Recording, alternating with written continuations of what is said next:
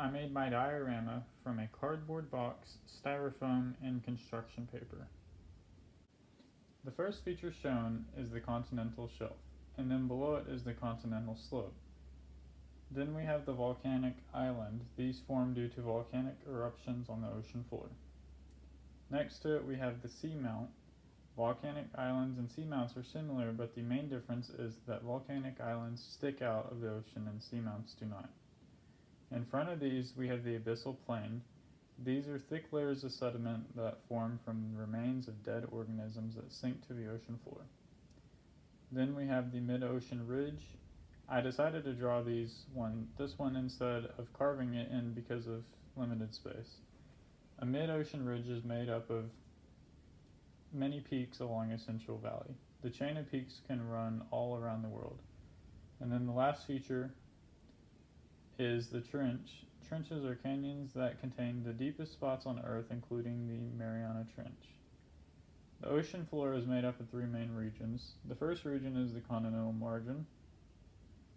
This is where we reside.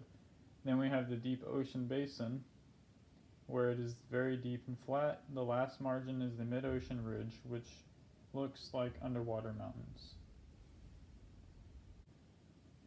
The passive continental margins would mostly be the left side of the diorama.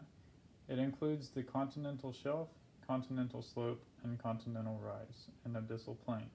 The active margin would be on the right side. It would consist of the trench, seamounts, and volcanic islands. We would typically see that an active continental margin would have a continental shelf and a continental slope, but no continental rise. Instead of having the continental rise, the slope would drop straight down into an ocean trench. That's an easy way to distinguish the difference between active and passive margins. The main feature that is associated with tectonic plates is ocean trenches. The deep ocean trenches are a result of the tectonic plates moving and colliding. Oceanic crust collides with continental crust, and in result, the oceanic crust will sink down under the continental crust.